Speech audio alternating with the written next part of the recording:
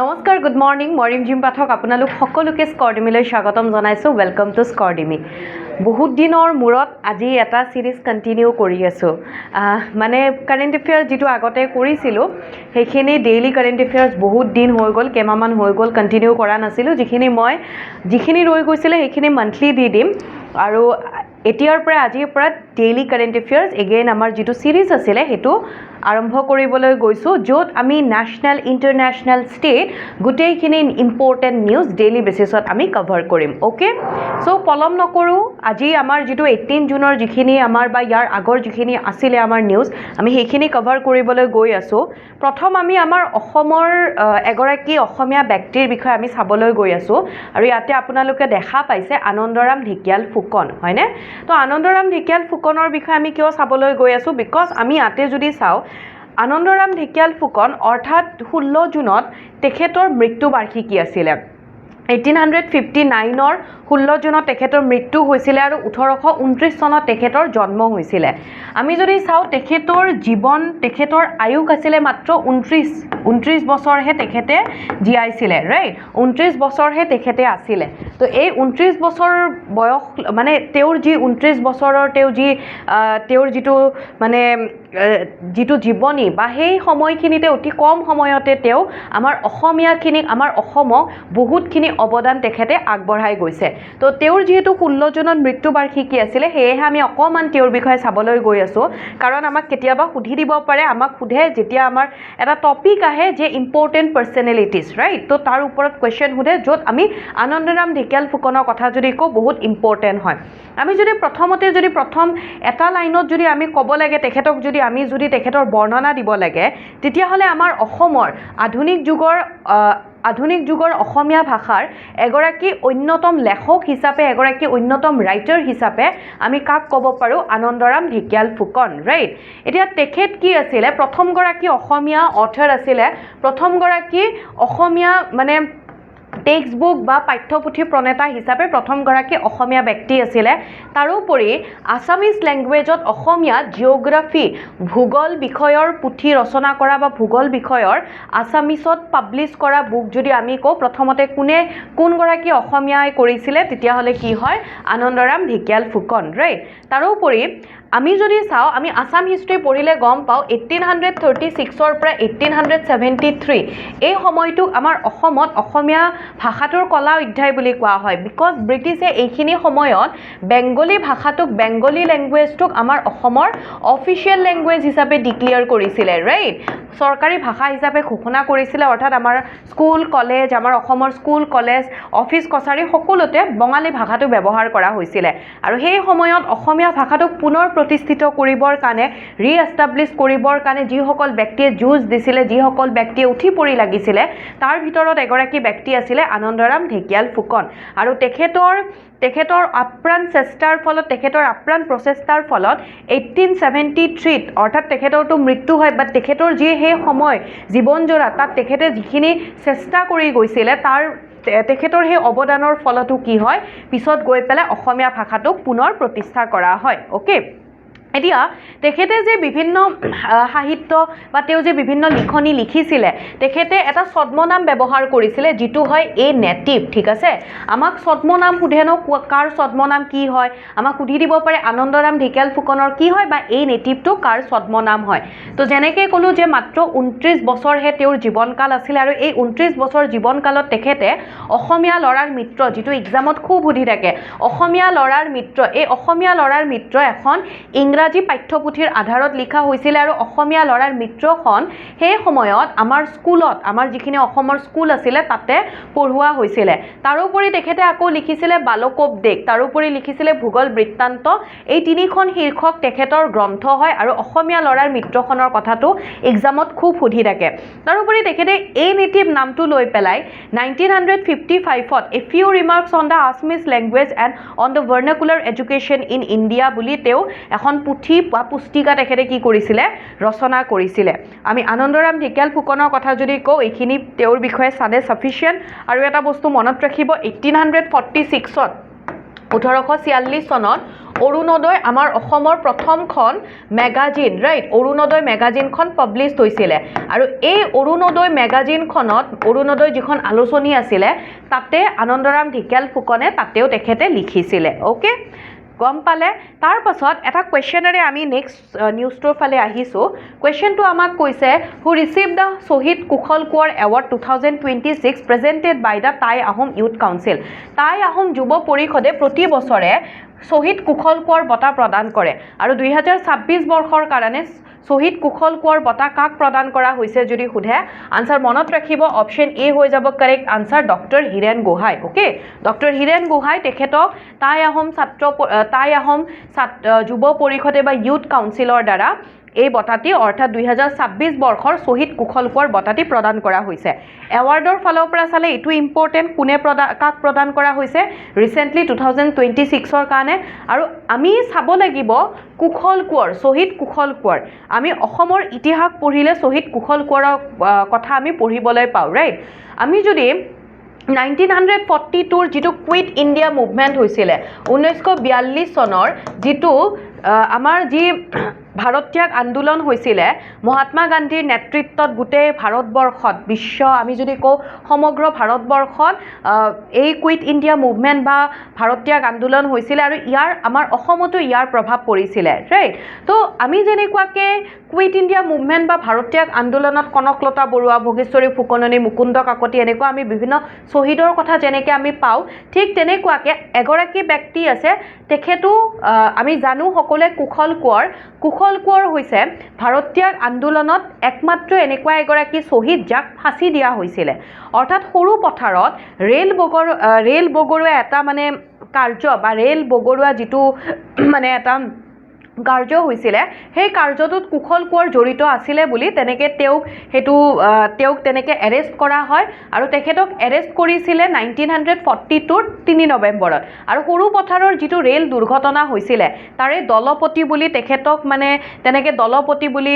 তেখেতক 1942ৰ 3 নৱেম্বৰত এৰেষ্ট কৰে আৰু এই ঘটনাটো হৈছিলে 1942ৰ 9 অক্টোবৰত ঠিক আছে তাৰপিছত তেখেতক এৰেষ্ট কৰি পেলাই যেতিয়া বিচাৰ খোচাৰ কৰা হয় তেনেকৈ গৈ পেলাই তেখেতক যোৰহাটৰ চেন্ট্ৰেল জেইলত 1943ৰ 15 জুনত তেখেতক মৃত্যুদণ্ড দিয়ে তো কেতিয়াবা কোৱেশ্চন সোধে যে কেতিয়া তেখেতকতো এতিয়া 1942ৰ ভাৰত্যাগ আন্দোলনৰ সময়ত তেখেতক এৰেষ্ট কৰা হৈছিলে বাট আকৌ যদি সোধে যে কেতিয়া ফাঁচি দিয়া হৈছিলে 1943ত ক'ত ফাঁচি দিয়া হৈছিলে যোৰহাটত এনেকৈও সোধে ঠিক আছে আৰু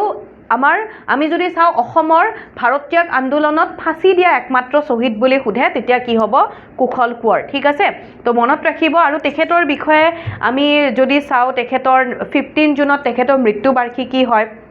আৰু এইটো যেহেতু আমি এইমাত্ৰ ক'লোঁ 15 জুনত যেহেতু ফাঁচি দিয়া হৈছিলে সেইদিনাখন মৃত্যু বাৰ্ষিকী গতিকে তেখেতৰ সেই বাৰ্ষিকী মৃত্যু বাৰ্ষিকী সেই স্মৃতিতে শ্বহীদ কুশল কোঁৱৰ বঁটা প্ৰদান কৰা হয় অ'কে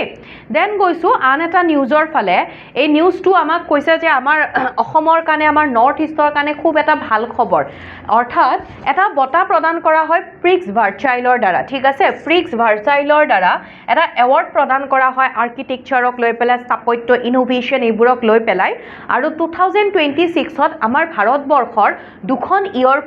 দুটা এয়াৰপৰ্টক কি কৰা হৈছে আমাৰ ভাৰতৰ দুটা এয়াৰপৰ্টক ৱৰ্ল্ডৰ মোষ্ট বিউটিফুল এয়াৰপৰ্টছ হিচাপে এই বঁটাটি প্ৰদান কৰা হৈছে কাৰ দ্বাৰা প্ৰিক্স ভাৰ্চাইলছৰ দ্বাৰা এতিয়া প্ৰিক্স ভাৰ্চাইলছে আমি যদি চাওঁ গোটেই পৃথিৱীৰ ভিতৰত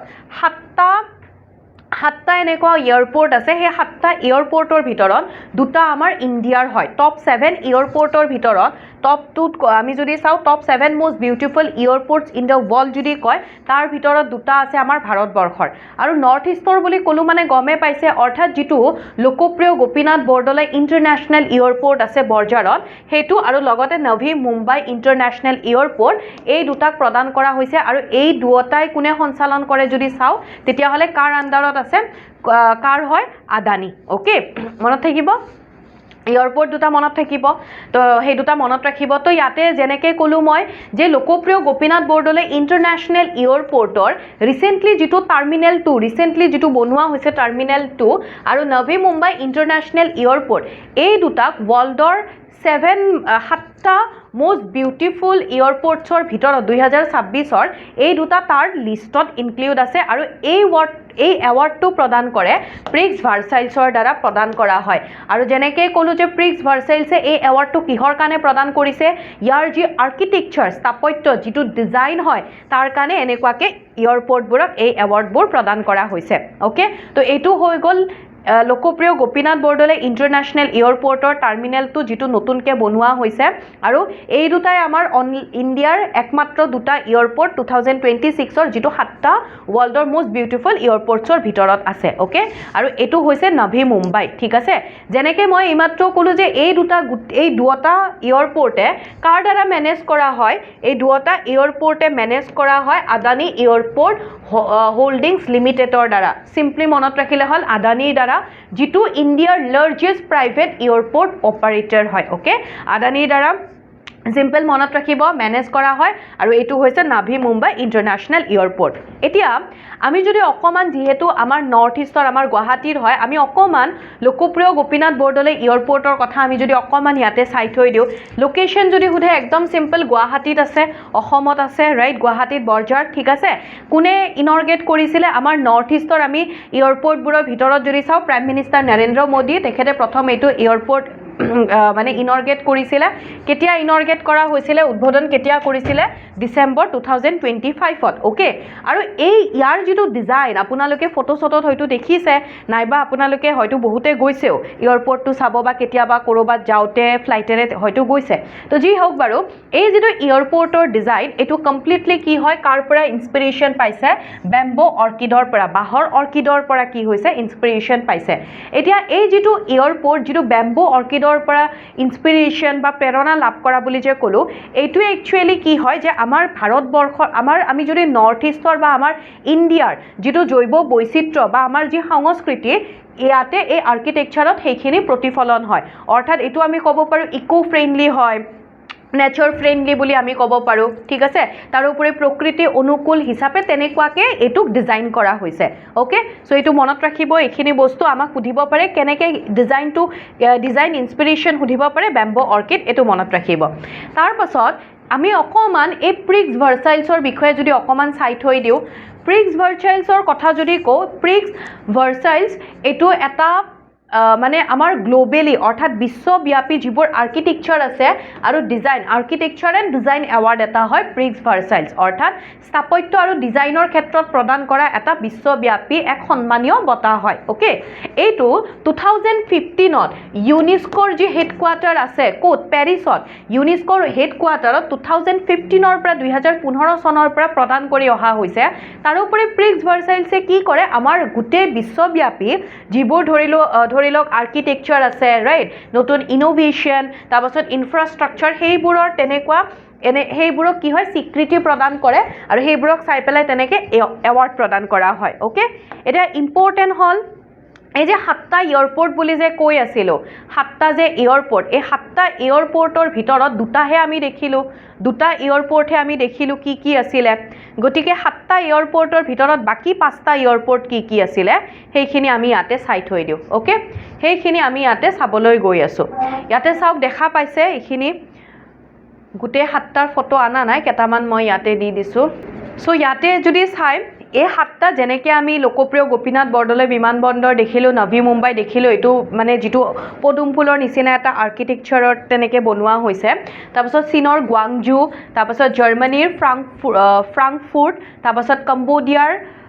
কম্বোডিয়াৰ এইটো হৈছে কাণ্ডাল ষ্টুৱেং তাৰপাছত আমেৰিকা যুক্তৰাষ্ট্ৰৰ পিটছবাৰ্গ এগেইন আমেৰিকা যুক্তৰাষ্ট্ৰৰ ছান ডিয়াগো অ'কে তো এইবোৰৰ দ্বাৰা মানে এই 7টাক কি হৈছে এইটো এৱাৰ্ডটো প্ৰিক্স ভাৰ্চুৱেলছ এৱাৰ্ড 2026ৰ কাৰণে এই 7টা এয়াৰপৰ্টক চিলেক্ট কৰা হৈছে অ'কে ক্লিয়াৰ দেন নেক্সট কুৱেশ্যনলৈ বা নেক্সট নিউজৰ ফালে যোৱাৰ আগতে এইখিনিতে অকণমান সময় ল'ব বিচাৰিছোঁ আপোনালোকে গম পায় যে ইতিমধ্যে গম পাইছে আমাৰ মুখ্যমন্ত্ৰী ডাঙৰীয়াই 2 লাখ চাকৰিৰ কথা কৈছে হয়নে তো সেই 2 লাখ চাকৰি এতিয়া প্ৰস্তুতিৰ কাৰণে আপোনালোকে ক'ৰ পৰা কেনেকৈ প্ৰস্তুতি কৰিব তাৰ কাৰণে আপোনালোকক এটা গাইডেন্সৰ খুব প্ৰয়োজন হয় ৰাইট আৰু সেই যদি আপোনালোকে সেই গাইডেন্সটো বিচাৰে কেনেকৈ প্ৰস্তুতি কৰিব তাৰ কাৰণে আপোনালোকে আমাৰ লগত যোগাযোগ কৰিব পাৰে আৰু আমাৰ লগত যোগাযোগ কৰিবৰ কাৰণে আপোনালোকে 9181372998 এই নম্বৰটোত কন্টেক্ট কৰিব পাৰে যদি আপোনালোকে ধৰি লওক মোৰ লগত কিবা কথা পাতিব বিচাৰে কেনেকৈ প্ৰস্তুতি কৰিব কি কৰিব তেতিয়াহ'লে এই নম্বৰটো আপোনালোকে কন্টেক্ট কৰিব পাৰে এই নম্বৰটোত কল কৰিব পাৰে মেছেজ কৰিব পাৰে নাইবা আমাৰ স্কৰডেমি এপটো ডাউনলোড কৰি পেলাইও কিছুমান আমাৰ তাত কোৰ্স আছে ADRE CTET Assam police GT PGT Assam forest সেইবোৰ আপোনালোকে এবাৰ ভিজিট কৰিব পাৰে লগতে তাত কিছুমান ফ্ৰী মক দিয়া হৈছে তাৰপাছত আপোনালোকৰ পিডিএফ আছে তো সেইবোৰো আপোনালোকে মক টেষ্টবোৰ এটেম্প কৰিব পাৰে যিখিনি ফ্ৰী পিডিএফ আছে সেইবোৰো আপোনালোকে তাৰ পৰা লাভ কৰিব পাৰিব তো এবাৰ স্কৰডেমি এপটো ডাউনলোড কৰি পেলাই এপটো ভিজিট কৰক নাইবা মোৰ লগত যদি কিবা কথা পাতিব বিচাৰে এই নম্বৰটোত আপোনালোকে কন্টেক্ট কৰিব পাৰে ঠিক আছে মুঠতে আপোনালোকে ভালকে এইবাৰ প্ৰস্তুতি চলাওক যাতে নেক্সট চাকৰিৰ সেই তালিকাখনত যাতে নামটো আপোনালোকৰ নিজৰ আহে নেক্সট নামটো যাতে আপোনাৰ আহে ওকে সো গৈছো এতিয়া নেক্সট কোৱেশ্চনলৈ ইয়াতে কি কৈছে ৰিসেন্টলি আমাৰ অসমৰ কেটামান প্ৰডাক্টক অকল অসম বুলি নহয় নেক্সট ক্লাছত আমি এইটো চাম যে ভাৰতবৰ্ষৰ বেলেগ বেলেগ আকৌ কি প্ৰডাক্টক জিআই টেগ প্ৰদান কৰা হৈছে ৰিসেন্টলি কিন্তু আমি অসমৰ যদি চাও ৰিসেন্টলি 4টা সামগ্ৰী জিআই টেগ প্ৰদান কৰা হৈছে আৰু সেই 4টা সামগ্ৰী আমি যদি ক্ৰনলজিটো যদি চাও অৰ্থাৎ কালক্ৰমটো যদি চাও কোনটো শুদ্ধ কালক্ৰম হয় ৰিসেন্টলি একেলগে 4টা কোন 4টা সামগ্ৰীক জিআই টেগ প্ৰদান কৰা হৈছে জিআই টেগৰ কথা যদি কও ভৌগোলিক সূচাংক বা ভৌগোলিক সূচক ইয়াৰ মানে কি হয় যে কোনো এটা সামগ্ৰী ভৌগোলিক উৎপত্তিৰ ফালৰ পৰা ভৌগোলিক মানে কোনো এটা সামগ্ৰীৰ কথা যদি কও এখন পাৰ্টিকুলাৰ ষ্টেট বা এখন পাৰ্টিকুলাৰ জেগাৰ বুলি প্ৰমাণ দি পেলাই বা সেই পাৰ্টিকুলাৰ জেগাৰ বুলি তেনেকে আমি যদি সিম্পলি কও এটা টেগ দিয়া হয় অৰ্থাৎ কোনো এটা সামগ্ৰী কোনো এক ভৌগোলিক কোনো সামগ্ৰীৰ ভৌগোলিক উৎপত্তিৰ প্ৰমাণ দি ইয়াৰ সাংস্কৃতিক ঐতিহাসিক আৰু গুণগত মান বৃদ্ধি কৰাৰ কাৰণে এই যেটো জিআই টেগ এটো প্ৰদান কৰা হয় আৰু জিআই টেগ কি হয় কেৱল 10 বছৰৰ কাৰণে এটা সামগ্ৰীক 10 বছৰৰ কাৰণে প্ৰদান কৰা হয় ৰিসেন্টলি কি হৈছে আমাৰ অসমৰ আমি যদি চাও মহৰ হিঙৰ পেপা বিহু পেপা তাৰ পাছত আকৌ কাৰ্বি আংলং যি হ্যান্ডলুম প্ৰডাক্টস হয় হস্ততাঁত শিল্প দেউৰী হ্যান্ডলুম প্ৰডাক্টছক প্ৰদান কৰা হৈছে আৰু লগতে আৰু এটা প্ৰদান কৰা হৈছে হেতু কি হয় আমি ইয়াতে যদি চাও মহৰ হিঙৰ বিহু পেপা বেম্বো ক্ৰাফটস বাহৰ শিল্প কাৰ্বি আংলঙৰ হস্ততাঁত আৰু দেউৰী হস্ততাঁত অপশন এ হৈ যাব কাৰেক্ট আনসাৰ তো হেতু কথা ইয়াতে ভালকে দিয়া হৈছে যে আমাৰ অসমৰ কেটা সামগ্ৰী 4টাক একেলগে জিআই টেগ প্ৰদান কৰা হৈছে ইয়াৰ আগত যদি চাও আমাৰ অসমৰ যেনেকুৱাকে আমি মহৰ হিঙৰ বিহু পেপা আমি বিহুৰ লগত যদি চাও ঢোল জাপি গামুছা হেবোৰকো জিআই টেগ প্ৰদান কৰা হৈছে ৰাইট ঠিক তেনেকুৱাকে মাজুলীৰ মুখা শিল্প হাসিপাত তাৰপাছত যেনেকুৱাকে দেউৰী কাৰ্বি আংলং হস্ততাঁত দিছে যেনেকৈ আমি পানী মেটেকাৰ কথা চাইছিলোঁ জিআই টেগ প্ৰদান কৰিছে তাৰপাছত সৰ্থেবাৰীৰ কাঁহ শিল্প আছে আচাৰীকান্দিৰ টেৰাকোটা আছে তো এনেকুৱা বিভিন্ন সামগ্ৰীক অলৰেডি আমাৰ অসমৰ বিভিন্ন সামগ্ৰীক জিআই টেগ প্ৰদান কৰা হৈছে আৰু ৰিসেন্টলি সেই জিআই টেগৰ লিষ্টত এই 4টা সামগ্ৰীও এড কৰা হৈছে ওকে এতিয়া আন এটা কোৱেশ্চনলৈ আহিছো হেতু হৈছে এটা ফেষ্টিভেলৰ ওপৰত কোৱেশ্চনটো কৈছে যে দ্য 16th এনুৱেল বাইখো পূজা অৰ্থাৎ 16 সংখ্যক বাইখো পূজা বকৰ বাইখো হাদামত কি কৰা হৈছে অনুষ্ঠিত কৰা হৈছে বাৰ্ষিক বাইখো পূজা হয় আৰু আমি যে জানিব লাগে ষ্টেটিকৰ ফালৰ পৰা যে বাইখো পূজা কোন জনগোষ্ঠীৰ দ্বাৰা পালন কৰা হয় খুব কোৱেশ্চন সুধি থাকে আৰ্ট এণ্ড কালচাৰৰ ফালৰ পৰা যদি চাও বাইখো পূজা কোনটো জনগোষ্ঠীৰ দ্বাৰা কোনটো সম্প্ৰদায়ৰ দ্বাৰা সেলিব্ৰেট কৰা হয় ৰাভা সম্প্ৰদায়ৰ দ্বাৰা ৰাভাসকলে বাইখো পূজা সেলিব্ৰেট কৰে ওকে অকমান বাইখো পূজাৰ কথা যদি চাই থৈ দিও বাইখো পূজা এটা এগ্ৰিকালচাৰেল ফেষ্টিভেল হয় ভাল খেতি হবৰ কাৰণে বৰষুণ হবৰ কাৰণে তেনেকে ভগৱানক আৰাধনা কৰি পেলাই বাইখো পূজা সেলিব্ৰেট কৰে ৰাভা কমিউনিটি সকলে আমাৰ অসমত যি সকল ৰাভা আছে তেওঁলোকে সেলিব্ৰেট কৰে বাইখো পূজাটো মেইনলি এপ্ৰিল আৰু মে মাহ এইখিনি সময়ত পালন কৰা হয় আৰু আমি হেতু যদি অসমীয়া মাহত যদি চাও তেতিয়া হলে কি হয় জেঠ মাহ হয় ৰাইট আৰু এই ফেষ্টিভেলটো এতিয়া চাও যে ফেষ্টিভেল এটা স্টাৰ্ট হ'ব লাগিলে কিবা এটাটো ফিক্স ডেট বা তেনেকে থাকে ন এটো একচুয়ালি কি হয় হয়তো ৰবিবাৰ নহলে বুধবাৰ নহলে ফ্ৰাইডে শুক্ৰবাৰেহে এই ফেষ্টিভেলটো কি হয় ট্ৰেডিশনালি যদি চাও এটো আৰম্ভ হয় ওকে ঠিক আছে বাইখো পূজা দেখিলো এটো ৰাভা সকলৰ এনেকুৱা বিভিন্ন সাজ পোছাক বা তেওঁলোকে কেনেকুৱাকে উদযাপন কৰে কি কৰে তেনেকুৱাকে এটা জাস্ট ফটো এখন দেখুৱা হৈছে ওকে এতিয়া আন এটা কোৱেশ্চনৰ ফালে গৈছো যে recently prime minister Narendra Modi তেওঁ ইউৰোপৰ এখন দেশত গৈছিলে যিখন হৈছে স্লোভাকিয়া আৰু তাত যাওঁতে সেই স্লোভাকিয়াৰ তেখেতক যিটো তেওঁলোকৰ হাইয়েষ্ট নেশ্যনেল আৰু মিলিটাৰী এৱাৰ্ড হয় ফৰেইনাৰ এগৰাকীক দিয়া হয় তেনেকুৱাকৈ সেই হাইয়েষ্ট এৱাৰ্ডটো নেশ্যনেল আৰু মিলিটাৰী এৱাৰ্ডটো ৰিচেণ্টলি স্লোভাকিয়াৰ প্ৰেছিডেণ্টৰ দ্বাৰা প্ৰাইম মিনিষ্টাৰ মোদীক প্ৰদান কৰা হৈছে আমাৰ ভাৰতবৰ্ষৰ প্ৰাইম মিনিষ্টাৰ মোদীক প্ৰদান কৰা হৈছে অ'কে আৰু সেই এৱাৰ্ডটো হাইয়েষ্ট এৱাৰ্ডটো কি হয় আমাক সেইটো সুধিছে কাৰেক্ট আনসাৰ কি হৈ যাব order of the white double cross okay তো এইটো হৈ গ'ল কাৰেক্ট আনসাৰ এতিয়া সেই নিউজটোৱে অকণমান আমি চাবলৈ ওলাইছোঁ ৰিচেণ্টলি প্ৰাইম মিনিষ্টাৰ নৰেন্দ্ৰ মোদীয়ে যেতিয়া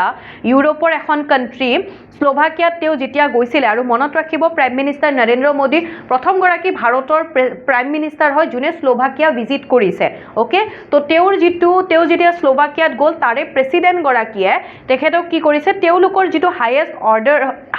এৱাৰ্ড হয় হাইয়েষ্ট এৱাৰ্ডটো অৰ্থাৎ নেশ্যনেল আৰু মিলিটাৰী এৱাৰ্ড হয় ঠিক আছে সেইটো হৈছে order of the white double cross first class সেই এৱাৰ্ডটো প্ৰদান কৰা হৈছে প্ৰাইম মিনিষ্টাৰ নৰেন্দ্ৰ মোদীক অ'কে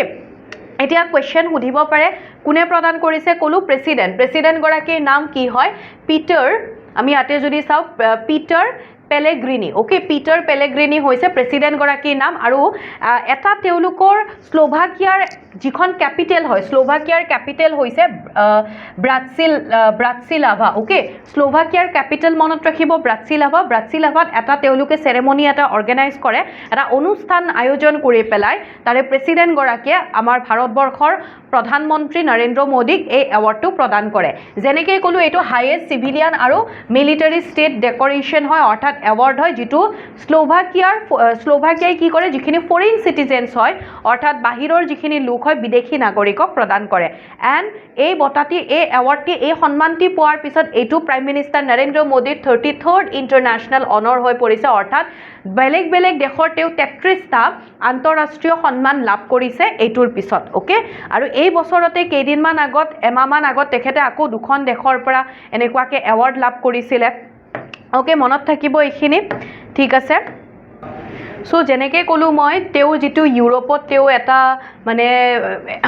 এসপ্তাহ জোৰা পেলাই তেওঁৰ যিটো ভ্ৰমণ আছিলে তাত যাওঁতে স্লোভাকিয়াত যেতিয়া গৈছিলে এটা পাৰ্ট আছিলে স্লোভাকিয়া ভিজিটটো তাত তেতিয়া তেখেতক এই এৱাৰ্ডটি প্ৰদান কৰা হয় অ'কে আৰু যেনেকৈ ক'লোঁ প্ৰাইম মিনিষ্টাৰ নৰেন্দ্ৰ মোদী প্ৰথমগৰাকী ভাৰতবৰ্ষৰ প্ৰধানমন্ত্ৰী যোনে স্লোভাকিয়া ভিজিট কৰিছে এতিয়া স্লোভাকিয়া আমি ইয়াতে যদি মেপত যদি অকণমান চাই লওঁ যেনেকৈ মই ক'লোৱে ইউৰোপত আছে তো ইউৰোপৰ এইখিনি পৰ্চনত কি আছে স্লোভাকিয়াখন আছে অ'কে স্লোভাকিয়াৰ কেপিটেল কি হয় ক'লোঁ আপোনালোকক আশা কৰিছোঁ সেইখিনি আপোনালোকৰ মনত আছে কেপিটেলৰ কথা মই কি কৈছিলোঁ ইয়াতে আৰু এটা বস্তু মনত ৰাখিব স্লোভাকিয়াৰ যিহেতু ইউৰোপৰ এখন কাণ্ট্ৰি হয় ন তো মনত ৰাখিবলৈ ইজি হ'ব ইয়াৰ কাৰেঞ্চিটো কি হৈ যাব মুদ্ৰা ইউৰো অ'কে তো আমাক কেপিটেল কাৰেঞ্চিৰ ওপৰত যিহেতু কুৱেশ্যন সোধে মনত ৰাখিব নেক্সট সুধিছে যে আমাৰ যিটো 21 জুনত যিটো ইণ্টাৰনেশ্যনেল যোগ দিৱস বা ইণ্টাৰনেশ্যনেল য়োগা ডে চেলিব্ৰেট কৰা হ'ব তাত আমাৰ আয়ুষ মন্ত্ৰালয়ৰ দ্বাৰা 12খন ভাৰতবৰ্ষৰ 12খন ছাইটক 12টা জেগাক চিনাক্ত কৰা হৈছে মানে য়োগাৰ মানে সেই প্লেচ হিচাপে আৰু তাত সেইখিনি অবজাৰ্ভ কৰা হ'ব বুলি য়োগা অবজাৰ্ভ কৰা হ'ব বুলি আমাৰ অসমৰ কোনখন ছাইটক আমাৰ অসমৰ কোনটো জেগাক সেই এটা তাৰ 12টা ছাইটৰ ভিতৰত এটা ছাইট হিচাপে চিলেক্ট কৰা হৈছে গোটেইকেইটা অপশ্যনৰ ভিতৰত কাৰেক্ট আনসাৰ হৈ যাব কছাৰী দুৰ্গ কছাৰী ফৰ্টৰ কথা যদি কওঁ ক'ত আছে শিলচৰত আছে অৰ্থাৎ ডিষ্ট্ৰিক্ট যদি আমাক সোধে কাছাৰ অ'কে কাছাৰত অকণমান আমি এই নিউজটোৰ ফালে গৈছোঁ অৰ্থাৎ